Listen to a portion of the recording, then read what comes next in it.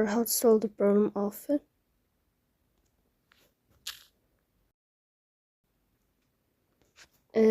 a lag on the application of Amazon Shopping. You will go to settings and you will click here in this sign. Then this page you will go to apps, default apps, app settings. On above you will search about Amazon Shopping.